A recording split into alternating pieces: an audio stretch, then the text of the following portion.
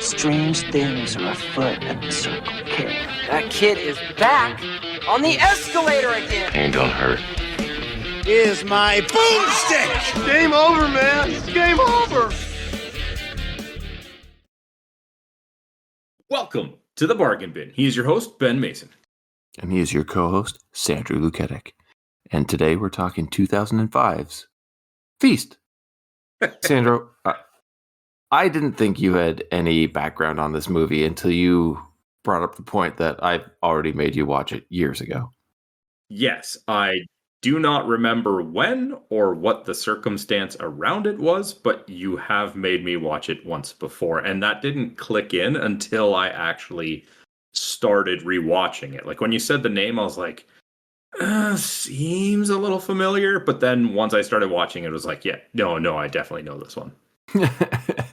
So when you realized that it's something I had already made you watch, what were your feelings? Positive, negative, indifferent? Positive, because I had a vague recollection in my mind that this was a movie that I did enjoy when I watched it with you. Spoilers. I think this is a movie that you can enjoy, and it doesn't mean it's good, but it's an experience. The thing you didn't seem to know was that it was the result of season 3 of Project Greenlight. Well, no, I didn't know that because I didn't know what Project Greenlight was. Well, it's like a filmmaking documentary series where a script would be selected and then it would be like documenting the production itself. But it was helmed by Ben Affleck, Matt Damon, and others worthy of note. So I guess you could really say the executive producers of Feast, a movie that a lot of people don't even know exists, are Matt Damon, Ben Affleck, even Wes Craven, and quite a few more, actually. And I think this is one of those cult classic horror, action, comedy, something cringe gems that flew under the radar, and a lot more people should know about it. There's even two sequels to it. So, were you going for like a record for most descriptive words?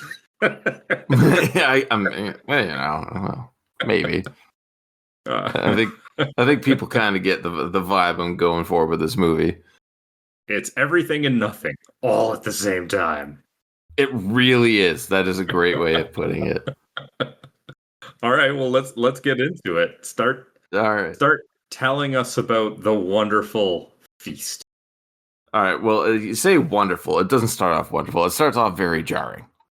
We get that intro of a car crashing into a telephone pole at night. I did kind of like the shaky, silent element of it until you get that crash. But it cuts to a parking lot of a desert bar where we meet the character Bozo, played by Balthazar Getty. And this is where we get the first of many instances of character introduction profile. How do you feel about these? I'm pretty indifferent. Like, I wanted to dislike them, but then I was just like, they're not really doing anything harmful. So, yeah, okay, whatever. Yeah, right. It seems kind of strange, but then the more you get them, the more you realize that they are actually setting the tone of the movie. Because at first they're kind of annoying, and there are parts of this movie that are very annoying, but they also get increasingly hilarious. And that's what this movie is too. They alleviate the necessity to go into long, in-depth introductions to the characters. So from that aspect, they're actually quite welcome in that you can just quickly get the tone of the movie, but also, hey, okay, Bozo, life expectancy already past expiry. Like, it gives you at least a little bit more to also like the character's personality, because you're just like right away, you're like, oh, this description is telling me this guy's a piece of garbage. Oh, yeah, you cut out so much dialogue, unnecessary dialogue. Like, you're not going to kill a cripple, are you? Right? Like, it plays to some of the genre tropes. It gives you introductions to the characters. It gives you a little bit of an impression of their personalities. like I say it's probably one thing that completely flipped for me, in that it went from being kind of indifferent, unnecessary to, oh, actually this is pretty welcome, because it could have been a lot longer movie unnecessarily without it. Exactly. So with our initial character profiles, like name, bozo, job, not likely, occupation, town jackass, life expectancy, dead by dawn. Great. Now we got him.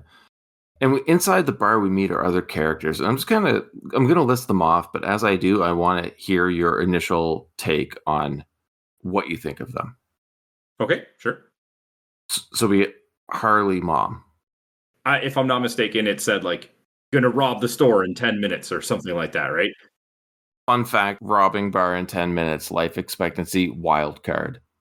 Yeah, so honestly, this character is one that, like, it's like not necessary in the movie, and not much really happens with this character. Like, it's no way to know at the time when you're getting this like description, but the character ends up being very inconsequential to the movie. So, you know. Yet, oddly enough, a key plot point for the sequel. Yeah, I did not know that there was sequels until I looked it up partway through my viewing, and then, I kind of did spoil it for myself, although I can't say it's really a spoiler if I know I'd seen the movie before. I looked ahead to see, like, oh, which characters are in the second one? Because that will tell me a little bit more about, where the series goes, even though it does also spoil who survives this one, although, again, I'd seen it before, so whatever. It's a rambly point, but I was very surprised to see that there was 3 of them. Yeah, and like 2 and 3 are nowhere near as good as 1, but they're still ridiculous, over-the-top fun, and they get more ridiculous as they go on, and they know what they're doing, right? So it's not like it's poor filmmaking or anything. It's just people having a blast with a property that they know people are either going to love or hate. So let's make something for the people who love it. Next up, Hot Wheels. Occupation, selling fireworks to 7th graders. Life expectancy, they wouldn't kill a cripple, would they? No, I didn't know that was going to be what it said. Yeah. Hot Wheels. I feel wasted character. Yep.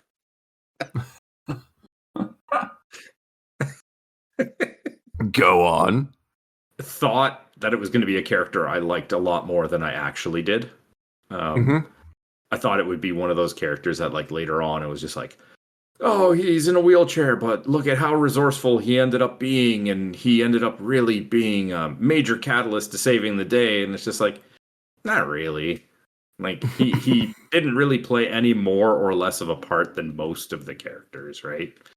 So, beyond the ones that, like, die almost immediately, because obviously not going to say that they were of any use.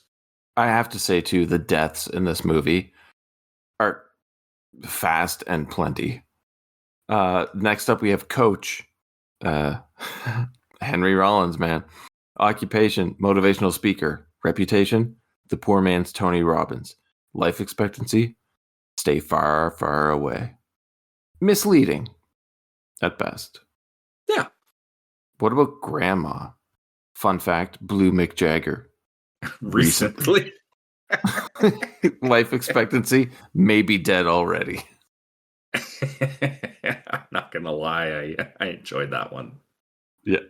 The real fun fact is that's Sean Penn's mom. Really?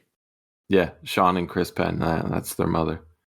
Well, that is a fun fact, actually. Yeah. I think my favorite title card is Muse, Jason Mewes. Occupation, actor, life expectancy, already surpassed expectations. How did they get Jason Mewes? How didn't they? I'm trying to think. 2005. Yeah, you're right. That does kind of make sense. I think it's one of those situations where it's just like, hey, you want a quick paycheck, show up for like a day on set, get a cool kill kind of thing. Like, it's not like they were asking a lot of him or anything like that. It's true. He's not really around for long. I'm sure he didn't cost that much. It's also a welcome face. Next up, Beer Guy. Occupation, beer guy and part-time host at Red Lobster, life expectancy. Losers and dorks go first. He's both. I like Judah a lot. I like the actor. Yeah. Just gonna leave it at that one. A beer guy's not exactly a fun character. He has some moments. No. His modeling bit I thought was pretty funny. He has his moments, but yes, if you want to read between the lines, you can kind of decipher what I just said. Bartender. Fun fact, shot 4 times, stabbed 6 times, bit by 1 squirrel. Life expectancy, horrifying death in 70 minutes. So I didn't actually check this, but does it actually happen in 70 minutes? I think so, yes. Okay, But so anybody who looks up an info about the sequel, it's quickly disproven. because he's in the sequel, I did see that, right? Yeah. But like, the guts on someone who would make a movie and like literally put in the title card the time of someone's death. It's pretty great. Yeah, I think it is. We've covered him in movies before, too. Do you remember any? No, this is well, normally your game. Yeah. The actor is Gulager. And he ran the medical company in Return of the Living Dead. Really? Yeah. Huh. Another fun fact, he's the father of the director of Feast. Oh. Well, so it's nepotism, isn't it? Oh, well, come on now. I think anybody could have gotten Gulager in a movie would have done it. That guy was great. Sure. Tuffy. Next up, Tuffy. I'm forgetting her name right now, but well-known soap opera actress. Occupation, career Krista waitress. Alley or something like that? Krista Allen? Krista Alley? Sure. Something like that. Career waitress is the occupation. Job, single mom. Life expectancy, expects nothing from life. Dark. Krista Allen, that's her name. Hey, it was close. Something in It there. was good for you. I completely forgot it. Vet. Not a lot to say about Vet. Fun fact, has never had fun. Life expectancy, don't ask, don't tell. That's actually really funny. I don't have a lot to say on Vet outside of just buying into some stereotypes about token characters, eh? Yeah. Also, real life hip hop artist, but they just kind of waste him much like they did Muse. But Boss Man. Sorry? What hip hop artist? Who is that? Vet? Yeah. Is Treach. Anthony Chris Treach? Nope. Rapper. No knowledge actor. of that. No? No. Naughty by nature? Nothing? No. Okay. Sorry. All right, Boss Man. Vibe, mean, stoned, and horny. Life expectancy, regular or extra crispy. It's been a while since I've watched this and done notes for it. I don't remember that being his way out. I can't remember if he dies in this or not. I honestly can't. Oh yeah. We'll see it. We'll see it in the notes. I'm sure I have it down here. We got 2 left though. Okay. Honey Pie. Occupation, actress, singer, dancer, model. Fun fact, dying to get out of town. Life expectancy, may get her wish. Okay. And I think Clever. she's in all 3 of them, if I'm not mistaken, based on my research. She is in all 3. I only remember her at the beginning of the second one, but I haven't finished that. And I haven't seen the third in a long time. But I'm curious. I actually really liked her character quite a bit.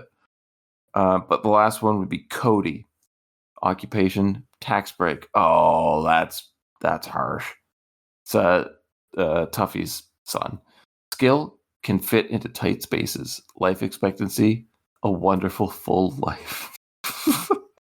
This movie knows what it's doing. Oh, it's yes. Again, I really appreciate how each profile has corresponding music that fits each person, but also the fast tracking of character building, just negating any need of unwarranted runtime. Because this movie is fast, it's brutal. If it were any longer than it is, it would be frustrating at best. So I think we can agree that everyone here has a sad existence. But I think with this kind of movie, an action horror comedy, it really works well. Like 9 minutes in now, and I knew it was going to be a good time the very first time I watched it. So where are you with this at this point? No comment, really. I mean, if I put myself into the mentality of having never watched this before, like my first viewing, Yeah. all I really have to go on is title cards. And like I said, I didn't like them at first. The necessity, or not necessary necessity, the use of them grew on me, but probably not in the moment. So probably have no takes on the movie at this point. Fair. It then cuts to a really jarring POV shot bolting towards the bar. And to me, it's just getting better because now we've had all of these characters' profiles rammed down our throats and we know who they are. So now we immediately know we're getting into the action. So it's just getting better and better. But then shortly after that, we get slammed with that Tuffy and Bossman scene, which is just a rough watch for me. Like having to put headphones on Cody. Yeah, like I don't also see the necessity of it. It's lost on me too, man. Like, what is the transaction? You already told us through the title card that like she expects nothing from life. And you can tell that she's not a happy person. She's just working in this bar in the middle of nowhere.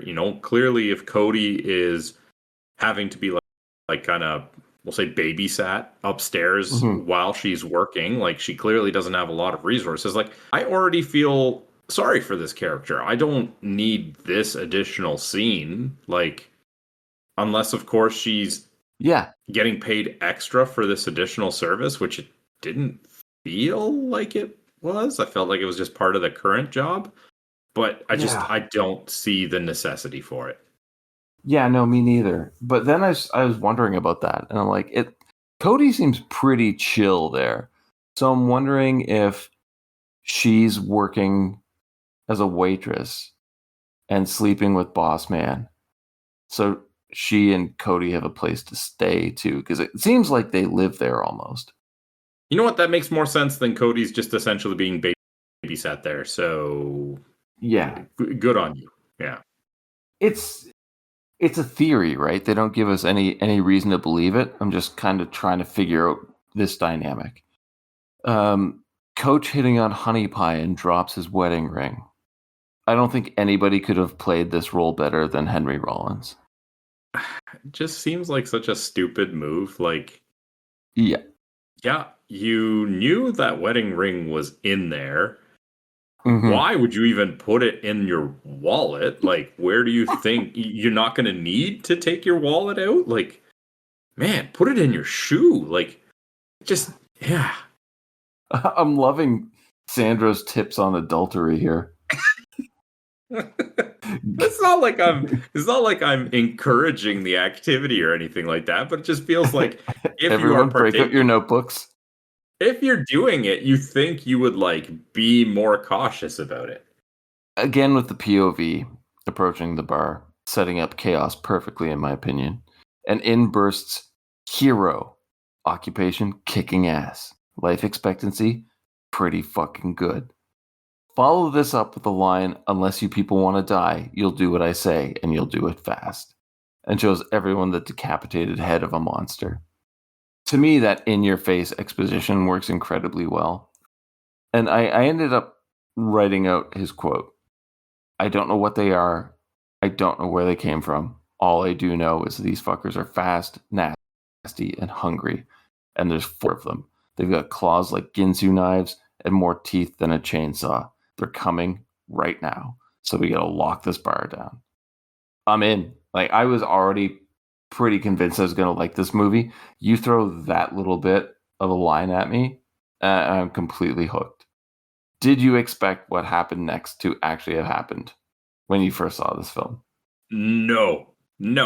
Because that's another part of this. The title card was very accurate up until this point. And then they throw this at you where it's like, it says, oh, his life expectancy is pretty fucking good. And then he like dies immediately. And you're just like, okay.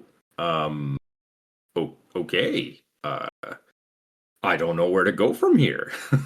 He's killed immediately. It's such a good swerve, Sandro. It is. The effects of its murder, like the hero's murder, like his decapitated body drops to the floor, causing it to fire off his shotgun through the ceiling into Boss Man's foot. Like, it's horrific. It's shocking, and I'm laughing my ass off.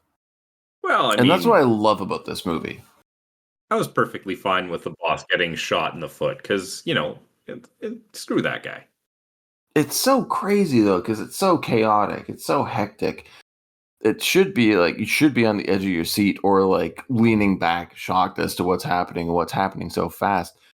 But it's so funny at the same time. And that's something that's missing in the sequel so far. So I'm hoping they recapture that because this is a very unique film for me. Oh, okay. But I have a question here for you. Okay. Because right after here, Hero's wife, Heroine, shows up. Where was she? Parking the car? But they were running. Oh, yeah, I should say, too, her title card, Heroine, occupation, wear tank top, tote shotgun, save day, life expectancy. Hopefully better than the last hero. Yeah. It was pretty good. Next death, vet. Monster tries to break in and kills him good. Well, thanks for showing up. What did you do in the movie? Yeah, exactly. Again, it was just obviously a name. He signed on like, well, if you throw his name up in the credits, people are going to take notice. He doesn't have to be around long. We just need him in here. But again, it's the pacing, man. The pacing of this movie is wonderful. It's kind of like Speed back in the day. And friggin' Fury Road, where it's just action, action, action, action, action. Then you get a bit of a break in the middle of the movie, and then it's just the same amount of action again, and then the credits roll. I mean, I will say, like, we're very short into the movie, and a lot has happened, and because of the title cards, you've gotten a lot of backstory. We've already gotten multiple kills and a lot of action. Pace is high. Like, they're doing it well. Well, okay. You think that's like high octane then? What's going on as soon as a tiny monster gets in? It's just it's utter chaos. That's the little one? Yeah. Cuts off Harley Mom's leg, slices off Muse's face, has sex with a mounted deer head, then gets trapped in an ice box. It's a lot. All at once, guaranteed. But what do you think of this monster design? I don't like it. Okay, neither do I, because up until now I'm really enjoying this movie. And then I see that, and I'm thinking, really? Are you going to ruin it right now?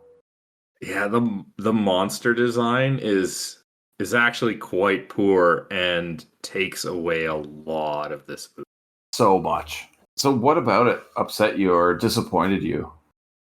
I don't want to sound so basic, but it's just bad. It just doesn't look good.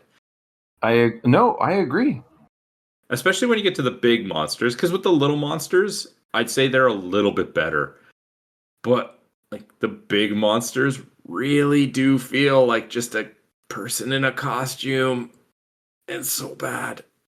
God, in the next one you see them in daylight and you're like, that was a mistake.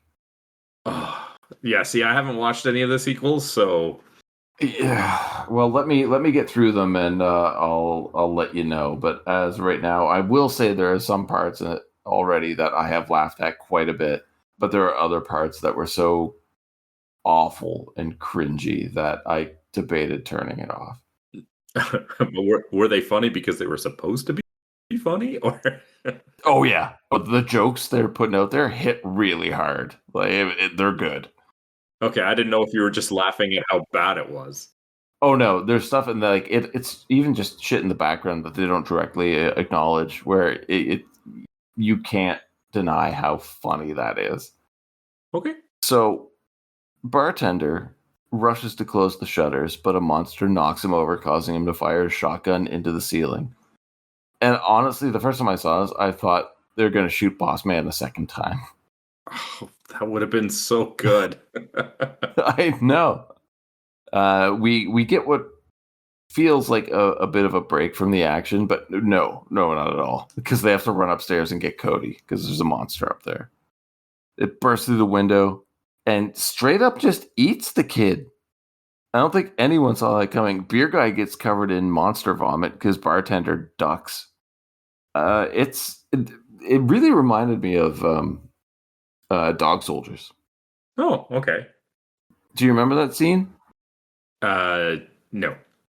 Where Sarge is on the bed upstairs with his guts ripped out, and one of the werewolves breaks through the window on the upper floor, and they have to like rush in and like break into the room and like fight it off and get Sarge, but it's like pulling on his intestines or something. Like vague memory right now. Fair enough.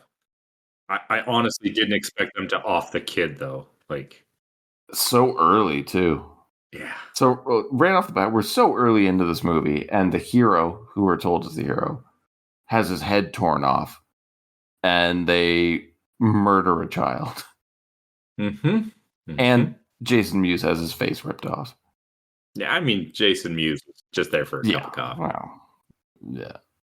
Well, where are you on this movie right now as everyone regroups downstairs? I'm still okay with it. Just at this point, like, yeah, the smaller monsters are not as bad. So I haven't really turned on the movie too much. But I'm still very much invested and still very much curious because it still has the good pacing. It still has a mix of comedy. You know, I enjoyed the boss getting shot in the foot. But it does make me think that there is room to go down. Yeah. It's really turned into a siege film. And I don't know if you know this or not, but I am a big fan of siege movies. I love them. So make a horror siege film, I'm in. Well, they reinforce the windows and doors. The little monster becomes restless, and Boss Man shoots it dead. We think, but it's not, because it attacks him, and Tuffy blows it away with a shotgun. Beer guy's not looking so good. No. Why is it that in a movie like this, when like the creatures can like break through walls and other things are like, we'll barricade the windows with just more wooden planks. That should do it. Like, wood didn't really stop them already. That's a very good point. Well, I think you'd need something a little more sturdy. Well, what I'm wondering is why would they risk injuring themselves if whatever they vomit on starts rotting immediately? And why did he vomit the kid onto Beer Guy? Yeah, I don't know. Like, if in my mind, since this is a bar, it's probably got a walk-in fridge, especially for like the beer and stuff. That's probably going to be all metal. I would barricade myself in there and turn off the refrigeration. And if I'm going to try and wait it out in there. Because I'm like, maybe they can't break through metal as easily as they can break through wood. Well, that's what Grandma does. Yeah, and it works until she comes out of it. Yeah, that's good. Yeah, very good point. Coach comes up with a plan to scare the monsters off. Do you remember what this plan is? To taunt them? Yeah. Don't they call him out on it after it doesn't work? So your plan was to just put their child's head on display. So sure of himself, and I love this. I love it so much. But yeah, displaying the corpse of the baby monster, I don't think that's going to deter any parent. I think that's just going to confirm that you're going to die. Well, look what it did to second heroine, right? Tuffy, because her kid died, and now all of a sudden she goes from having nothing left to live for, which ironically she has less to live for now, but at least going in the path of like revenge, she now has a will to fight. It's like, look at the parallels, dude. So we were told that there were 4 monsters outside. Was the baby one of the 4? Because it seems like there's more than 3 out there still. I don't think there is more than 3 yet. I don't think they've reproduced. Okay. We do get to see a little bit more of the monsters now. So how are you feeling about the look of the adults? Still just people in suits? It it gets worse every time you see them. It really does. It really, really does. I'm also somewhat confused by how overly sexual this movie is, because immediately upon seeing the death, like the corpse of their baby, two monsters have sex, and it's followed by the birth of twins. Yeah. So if these monsters can reproduce that easily and that quickly, why is there not like an entire horde of them? It's addressed in the sequels. Oh, okay. Well, I didn't get to the sequels, but Honestly, it doesn't change anything. We get our heroine origin story, which I think is absolutely ridiculous and pointless. Like they dropped a kid off at her mother's and drove off and hit one of the monsters in the road. So that's where the head came from, I guess. But then they get surrounded and just somehow get away. Yeah, I honestly think that this would have been better if she had just said, we dropped off our kid, whatever, and on our way back we were attacked by these things and this was the, closest place we could find or something like that. See, that would make so much more sense. You don't need more than that. You don't. No. And I love how Boss Man, even though we're supposed to hate him, he brings up such a good point. Like blaming the couple for bringing the monsters to his bar. And she says all that she did was give them a heads up. And I disagree. Because they were chasing this couple, and the couple led them right to the bar. So this is all their fault. Yeah, 100%. I'm actually surprised how, when I first started watching this, I thought I was gonna hate the Boss Man, and I'm like, not even close to my least favorite. Yeah, same. He's a detestable character, but he also makes so many good points that you kind of feel shitty for rooting for him, or at least siding with some occasions. But at the same time, okay, another moment, much like adultery, Sandro. Let's start analyzing something in a very inappropriate way. What does he actually do to make us think he's a bad character? Well, he shits on everybody who works for him. Yeah, he doesn't say a good thing to anybody. Yeah, he's a bit of a jerk, right? But that doesn't mean he's not a good person. You can't say he doesn't see the problem with what's going on with him and Tuffy. He's definitely taking advantage of her at every possible occurrence or opportunity. But do we know that? I think the movie conveys that quite well, yeah. Yeah, you think back at it, what did he do? He had sex with her. Maybe he just was really attracted to her. I don't know. Yeah, but what he's telling her to act like she feels it. Yeah. It's got to have an ego, right? Like, so we're now into adultery, toxic masculinity, Sandro. This could be our last episode. Discussion of the monster's origins. First thing, interrogate Grandma.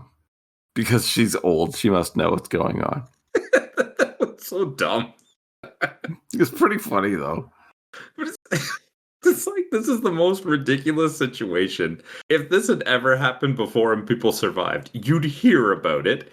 And then they're just like, you must know because you're old. It's like, why? Nobody has ever talked about this before. Beer Guy's doing worse. He thinks the origin's toxic waste. But then, okay, and then I found this so stupid. If you saw that the monsters break through a window and rip off a man's head, you don't look out a window. No, because then you get an eye ripped out. These people are not intelligent, right? Like, they make some... Honestly, the boss feels like the most rational, like, critical thinking of them all. He might be an asshole, but, like, he's the one that makes the most sense. Like, don't go by the window. You brought them to us. It's like, this is very sound logic for a lot of what he says. Even when they're talking about, like, getting to a vehicle, he's analyzing this vehicle, we can hold this many, we can't do, like, he's an intelligent person that has rational thought in a very pressure situation. It is a very complicated character because I felt like he was set up for us to hate him. And he doesn't really do a whole lot to change that perspective, but he does certain things and asks a few questions. Like when he looks down through the hole in the floor after he gets shot and he sees a bartender. He hears the commotion, and one of the questions is, do you have a gun on you? He's assessing the situation, so there's some intelligence there for sure. Yeah, exactly. Another monster punches through the wall and rips off Coach's pants. It is a cheap gag, but it worked for me. Did you get a laugh out of that one? No? Especially having to put him in pink sweats afterwards? The pink sweats more than the actual pants being ripped off. That actually felt a little forced to me, where I was like, oh, that's really a cheap joke. That felt forced? This whole movie is forced, dude. Okay, sorry. Apology accepted. Honey Pie trying to load a gun definitely doesn't do anything for her character. That made me laugh. Oh, really? Oh, God. You're not doing yourself any favors this episode, man. It's just like... It's a good sight gag. I've never fired a gun. I've never loaded a gun. I would never try to load it by pushing the bullet into the front of the barrel. Like, it takes a certain level of stupidity to even attempt that. And the funny part is she like takes it as if it's like going to give her the advantage. She wants it instead of somebody else is like looking for a gun. And she's just like, oh, I'm going to keep it for myself rather than give it to this person because it'll help me. And then you see how she thinks you load the gun. And it's like, that's not going to help you at all. It's such a weird movie for us to cover. Like, I'm glad I picked it, but I also feel like it's a movie that's hard to talk about. It's one you have to watch and experience. Because, like, we're over halfway through my notes. And this movie is visuals, it's comedic timing. Because, like, right up next, what more can you say about Bozo and Bartender and Coach heading upstairs to get a radio while Tuffy and Heroin go to the basement to get the rest of the ammo? I mean, I get that you don't want to split up in movies like this, but at least they split up into groups instead of individuals. Yeah. We've talked about the classic trope of the cat scare. This time we get a bat scare. I'm okay with that. I thought it was original. Yeah, now we just gotta wait for the rat scare. Bozo gets a message out. Nothing. And gets attacked. No, just letting that go. Shut up, Sam. Leading to one of the weirdest scenes ever. And I'm just going to rip through this one here. A decent amount of tension as they can't get the door open. Heroin rips out Bartender's earring, picks the lock. They get Bozo out of the room as the monster rushes them. They slam the door, and we get Bartender's quote, "Monster cock stuck in the door." It is such a weird line of dialogue to say, but it fits the moment so perfectly. And it is visually disturbing, but audibly hilarious. This scene really, really worked for me. Absolutely loved when they are trying to, get the radio and the key breaks in the door. Like, bartender's just like, oops. Like, what do you mean, oops? It's just like, what does he say? Something like cheese and crackers, like to try and make it sound not as bad, but still bad. I was just like, this is ridiculous. But it has us laughing, and that's what this movie is. It is just, it's so much fun. Is it good? Debatable. Is it fun? Undeniably. Heroin slices it off in the door. It gets kicked downstairs and crushed. And then we get another motivational speech from Coach. And I'm liking this shitty character more and more because at least he's trying to do something. He's not good at it, but he's trying. Do you think it's weird that now we get another attack on the bar and Beer Guy finally lets us know about a secret hatch in the basement? Yeah, you think he would have mentioned that, like, right away. Yeah, immediately? He was probably in distress. I can't imagine how awful it would feel to have, like, if you go back to the scene, like, where he gets vomited on and then they try to clean it up, like, they're in the sink and you see all these maggots falling out and they're inside. And it's like, yeah, I'd probably not be thinking straight in the moment as well. Yeah, eventually they start coming out of his skin and everything.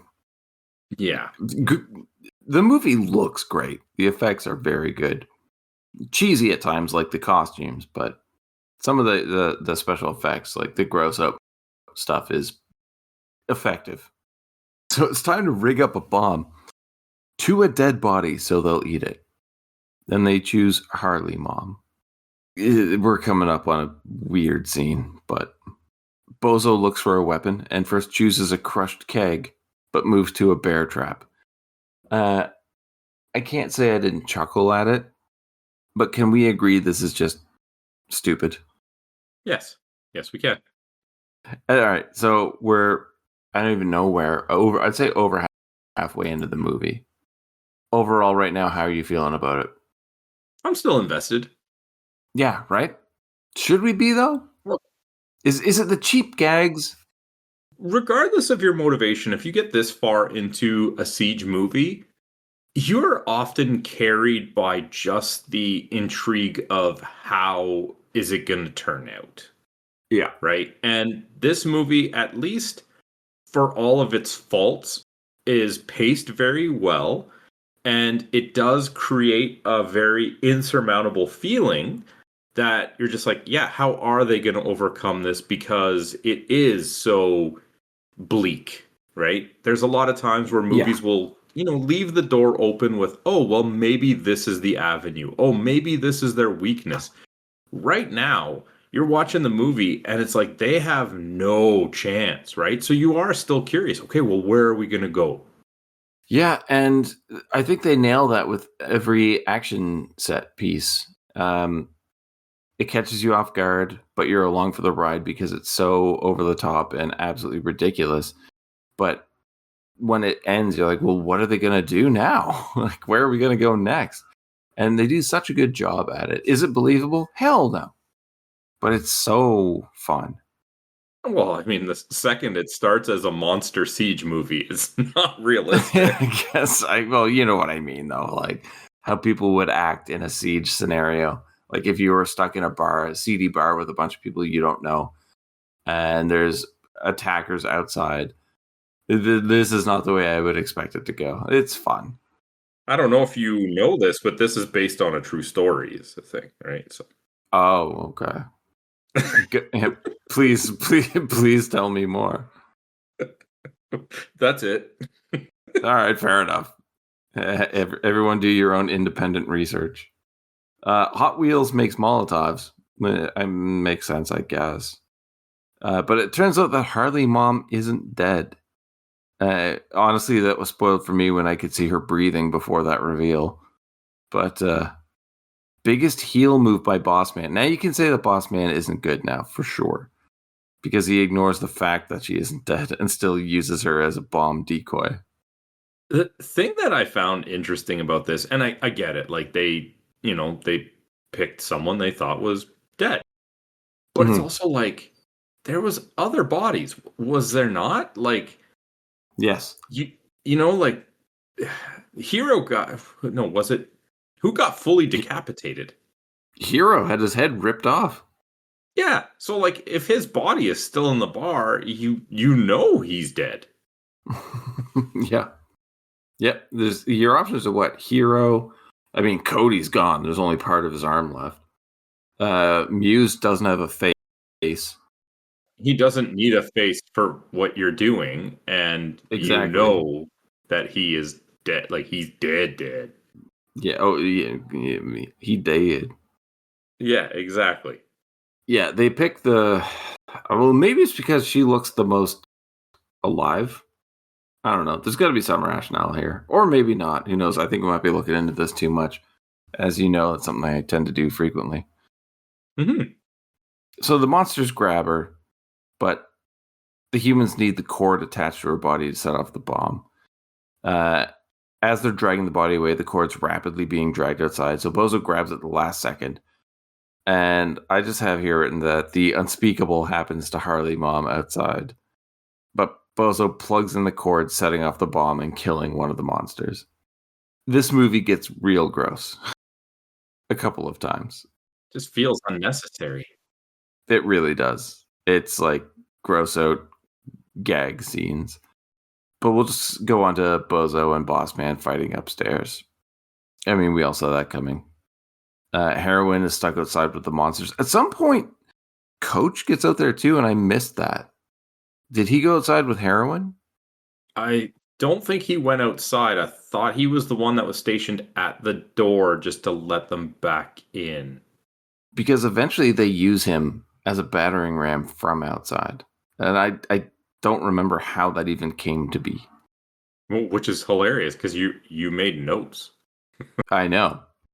Anyway, during the fight upstairs, a monster breaks through the door. Bozo shoots it, but we get the reveal that it was actually Heroin. So do you want to cover that one for me?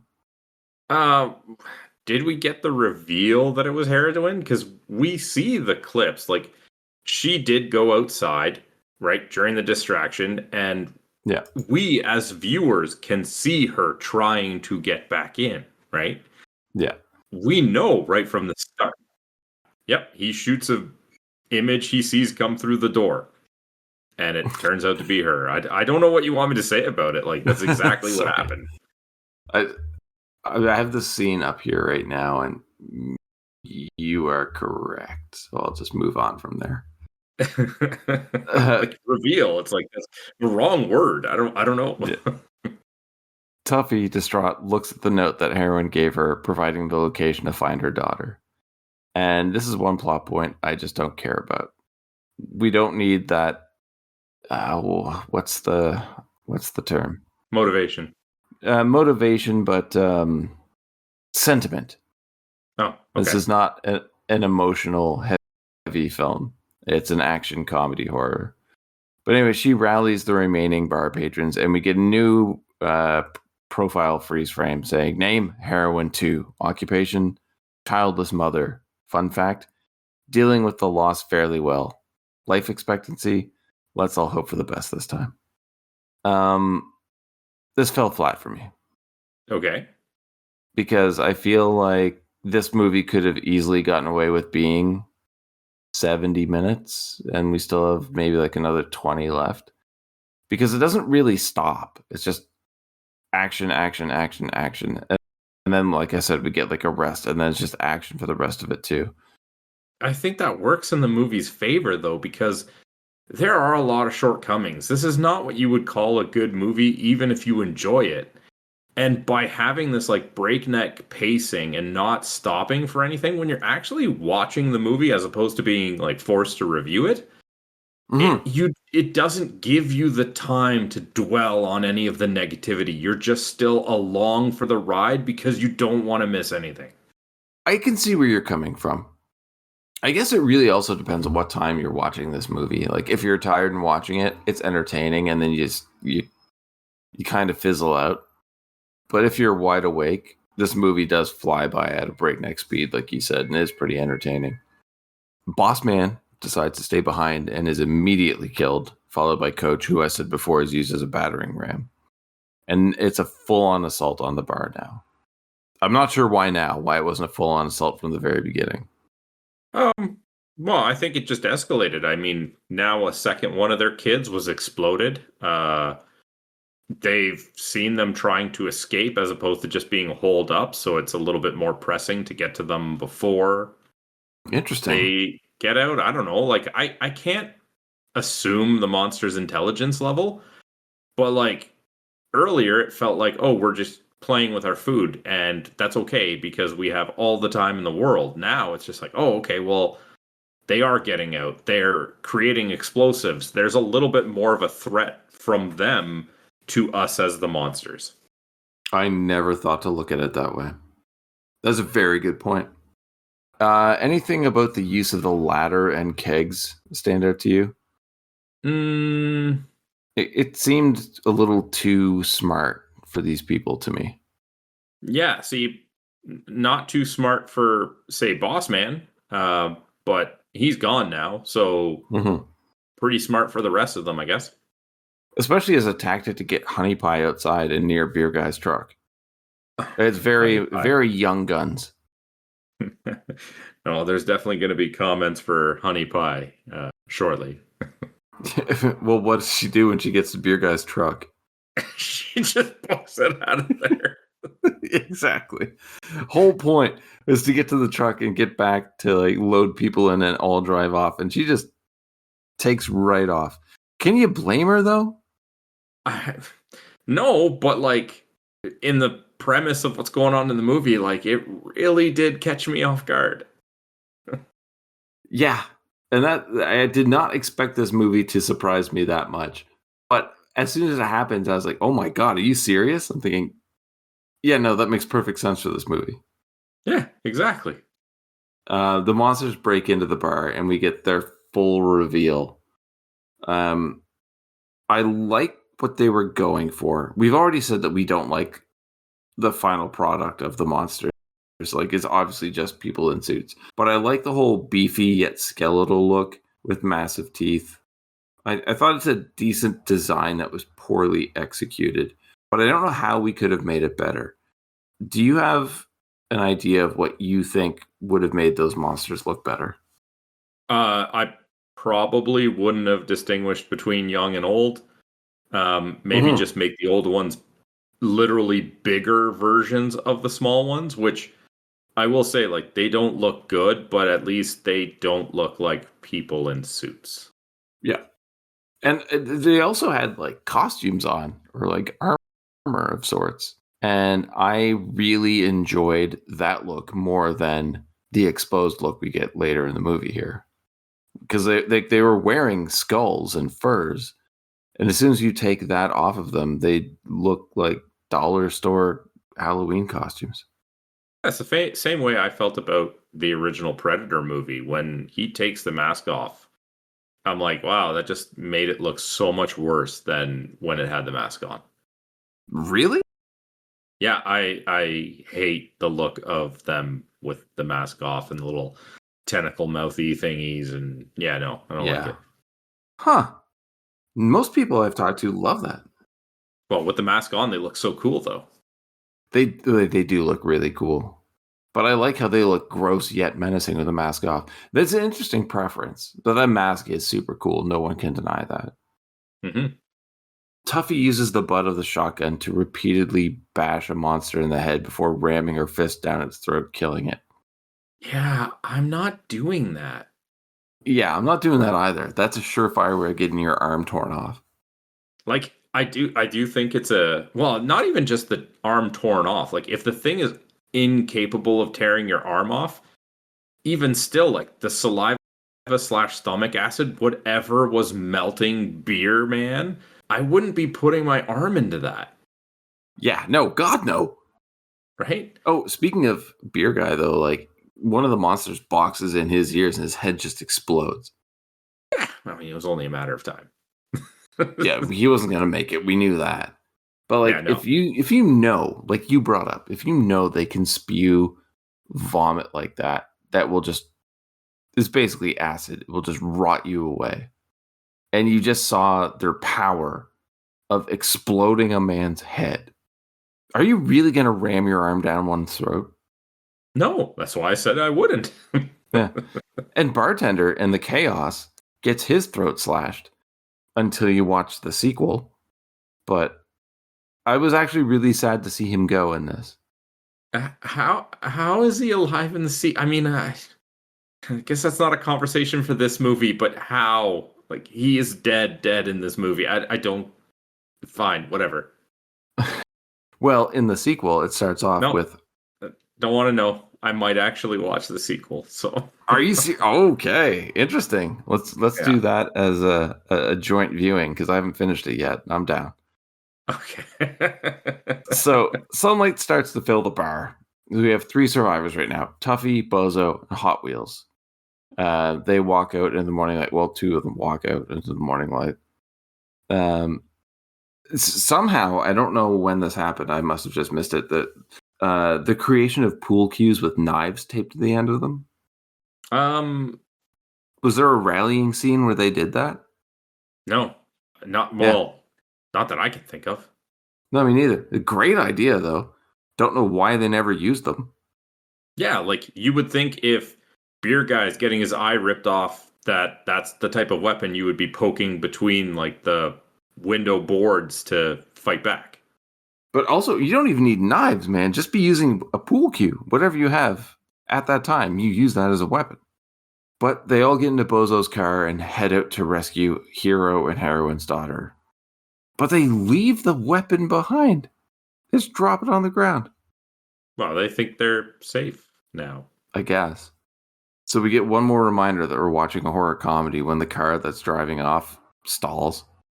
Any reaction from you on that one? I didn't like it. Like, Really? I thought it was pretty funny. What was the miss on that one for you?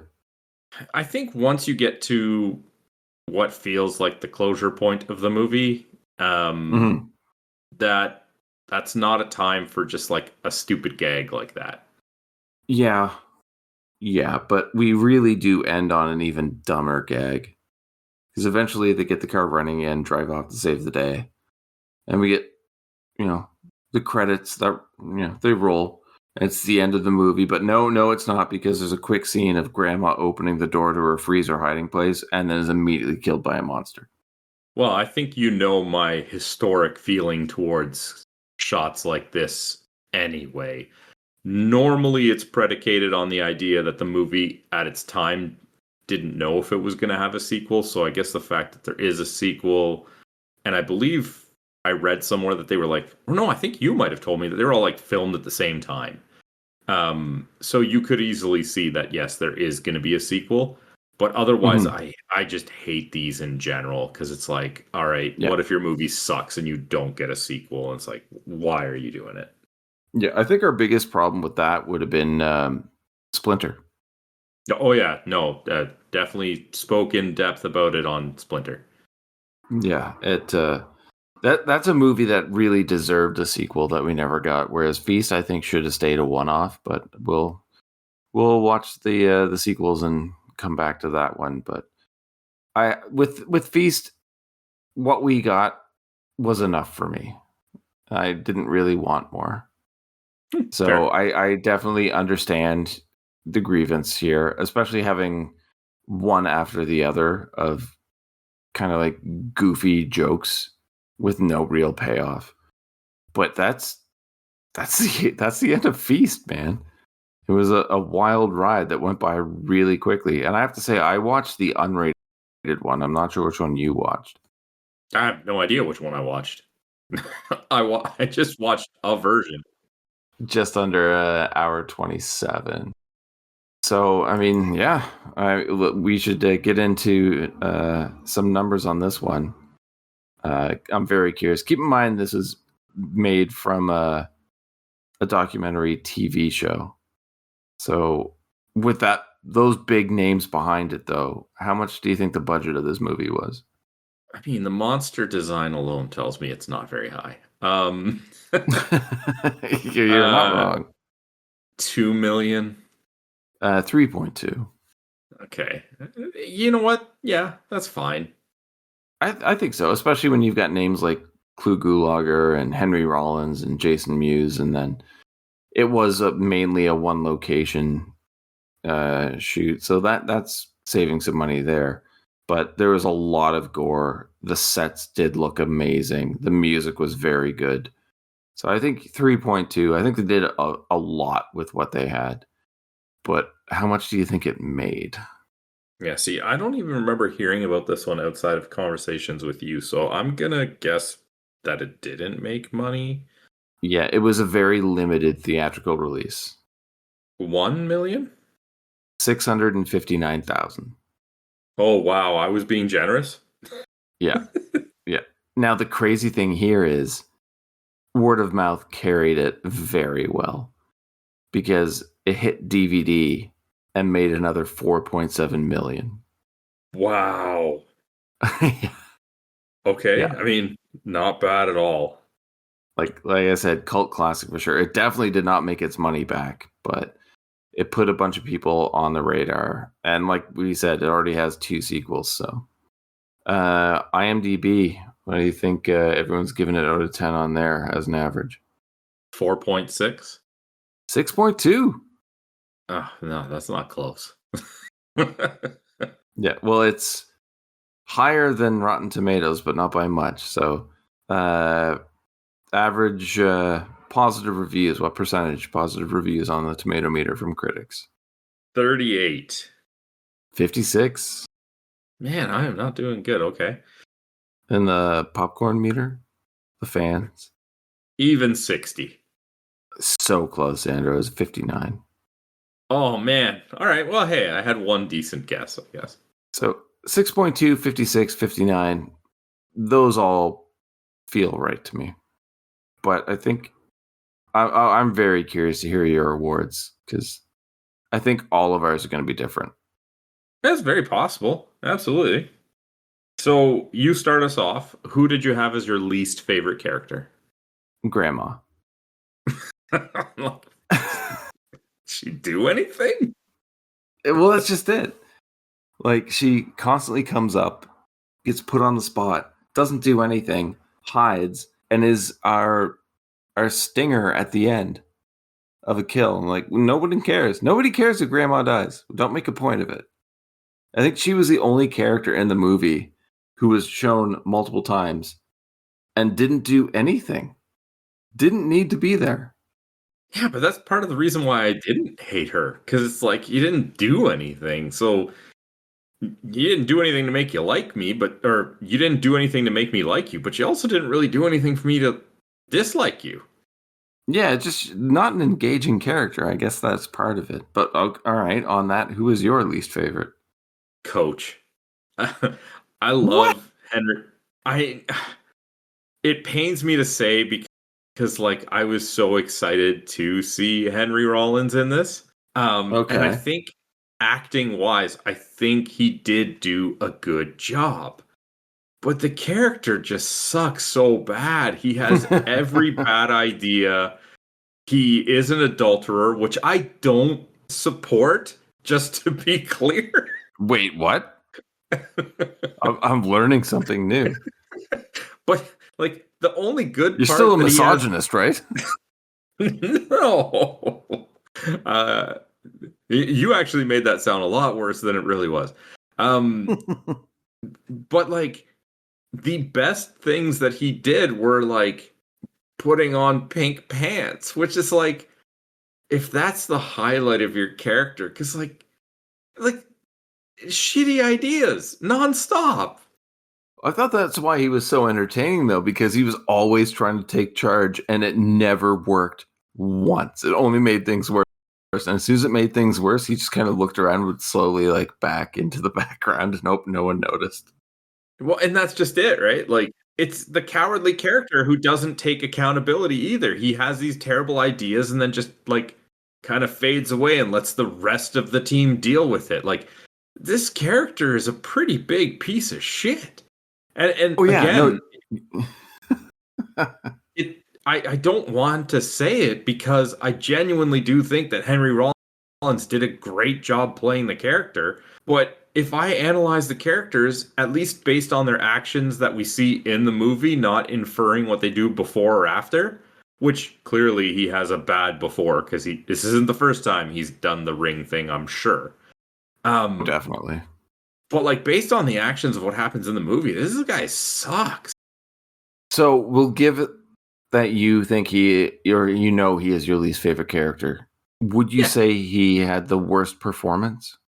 No, I already said Henry Rollins, I think, did a great job acting in this movie, but I think he did a great job. And part of the reason that I think he did a great job is because I honestly believe that we're supposed to hate this character. Mm-hmm. And he made me hate this character, which in my mind means that the actor did a good job of it, especially if it's an actor that I wanted to see and was excited to see. Then it's like, oh, you did such a good job that you even made me go from liking you, whatever preconceived notion coming into the movie, to hating you in the movie. So like you did a good job. But I'm going this time around, I'm going strictly on the character part, not the performance part. Perfect. Well, then who would be your favorite character? I actually went with Heroine too. I think Tuffy was great. Uh-huh. I didn't disagree with you when I said we were going to have different picks, but like, even just going based on the card, right? Like Heroine 2, I hope it goes better this time around. It's like they stack the odds so high against the heroes that despite what you want to think about her tactics, the success that she has just makes it seem like she just did, like she was just such an awesome hero. And like, yes, do I think it's a stupid idea to put your hand in that monster? Absolutely. But is it kind of badass that she killed him just by choking him on her arm? It's a pretty cool way to kill one of the monsters. Sure. Okay, you don't agree with me. Fine. Who's yours? I went with Tuffy. I hate you I so agree, much. man. She was great. Like everything about her is amazing. But I have zero complaints. Like both title cards she had were perfect. I think she made the most rational decisions. She was an entertaining character to watch. Alan played her perfectly, and it was unassuming. Like you watch a horror movie and you see a very attractive character, and you're like, well, they're either going to be the final girl, and you're going to be like, well, of course they were, or they're going to die early on. She was just a straight up badass who took charge when you thought she was down and out. Like I think her character is the strongest in the film by far, and the performance was absolutely phenomenal. Like I don't know how you couldn't pick Tuffy as a favorite character. Yeah, and it does go so much into everything, the performance and all, because even the early parts of the movie where she's just this dejected character who's given up on life, some of her facial expressions, some of her body movements, like you really get the feeling that this character is trying to give you so accurately. Oh yeah, man. No, Krista Allen is the heart and soul of this movie, undeniably. Yeah, exactly. So I'm just gonna straight up say, memorable line, hero's monologue. I'm not gonna go through it again because it's that like crazy intense build you up rah bullshit that got me into this. And like this movie's already insane. He's hyped everything up. Let's fucking go. And it's great because of the follow up to it. I think it's just a great 1-2 combo of line and scene. I don't really think I need to say anything more about it, but I kind of want to believe that you have the same one. But what's your most memorable line? You are right to believe that I have the same one, 2 in a row. Yeah. Although I didn't take his entire monologue, I just took the line of, I'm the guy who's going to save you and then gets killed, because it's just so perfectly done, especially based on like, oh, I've got expectations based on these like title cards and stuff like that. And it's just such a perfect contrasting moment. It really is. It's where everything goes awry, and then you're like, I don't know what to expect from this movie anymore. And that's a great thing. And it's not something we get frequently anymore. What about memorable scene? So the scene where Tuffy kills the monster by putting her arm down his throat. Mm-hmm. I picked the moment of that scene where Bartender has a heart attack.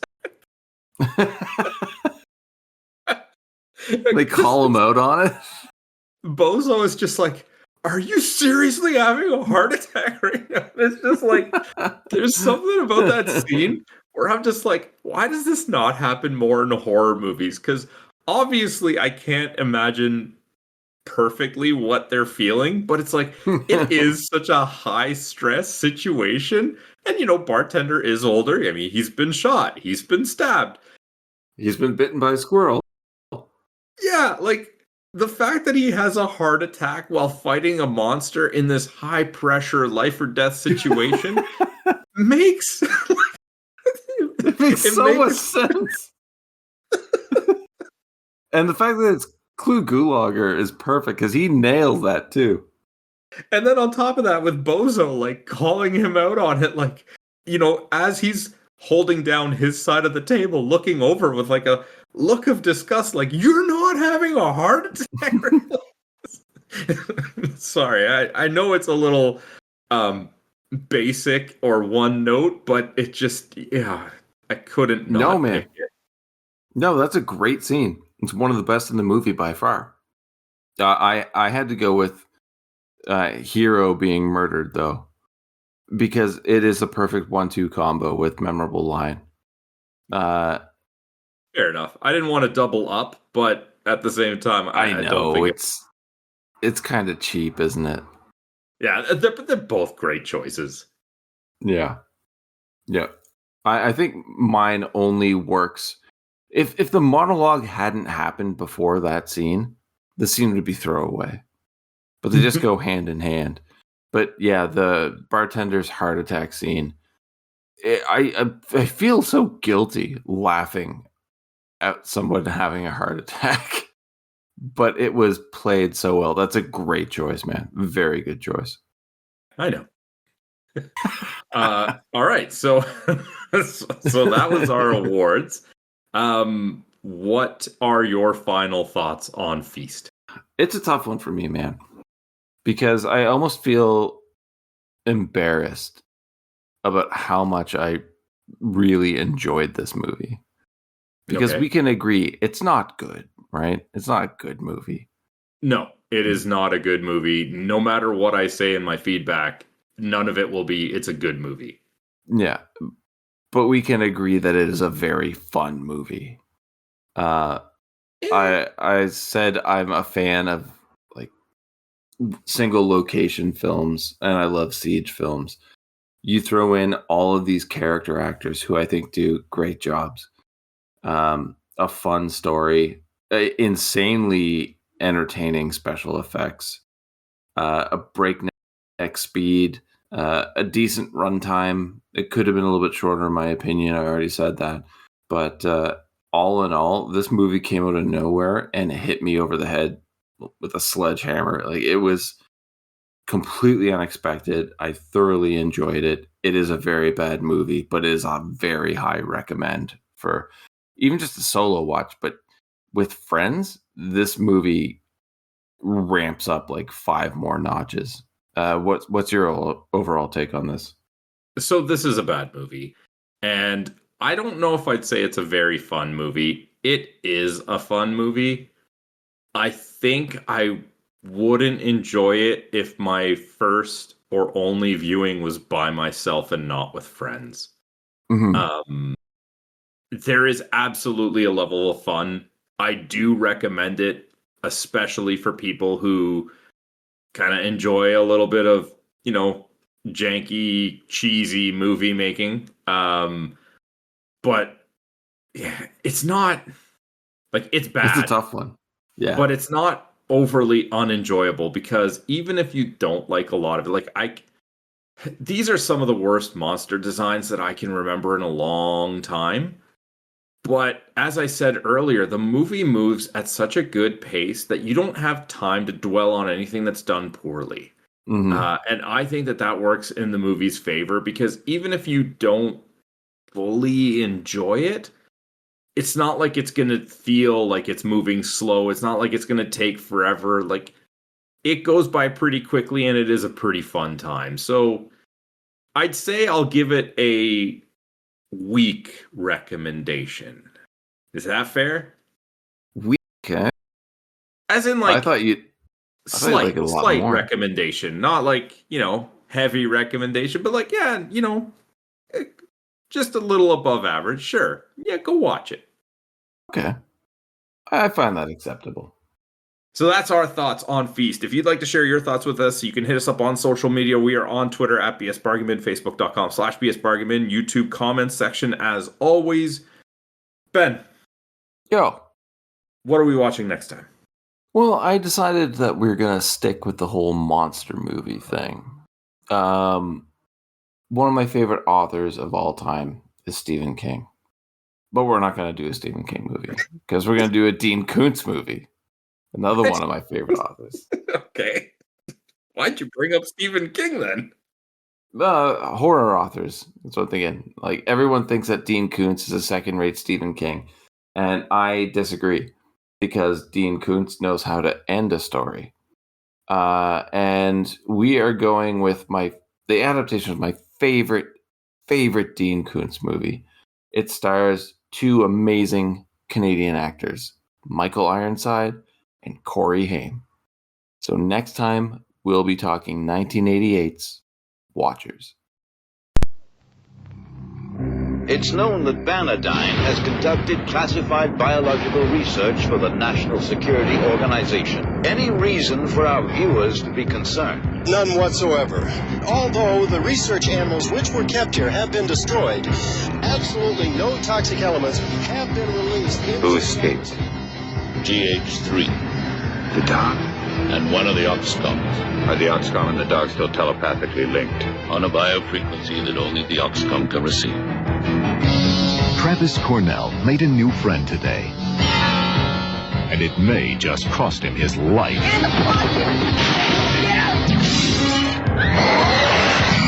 The dog was like a homing device. The creature, a search and destroy missile. You know what happened to Tracy's, don't you? Travis had a dog. No pets. Travis, is that you? Can't you control it? It's gotta be stopped. GH3? They're called. You're a research animal. That's what... They created the perfect killer. As long as he's with the dog, his life is in danger. Now, how are they going to stop it? It's up to you, isn't it? I stay, you die. And I say we make a stand right here, right now.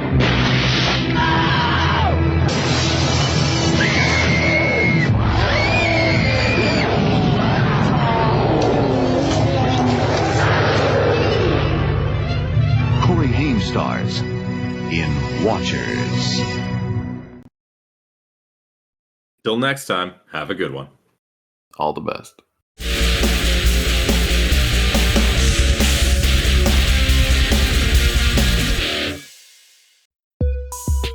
This program is a proud part of the Swear2Pod Network.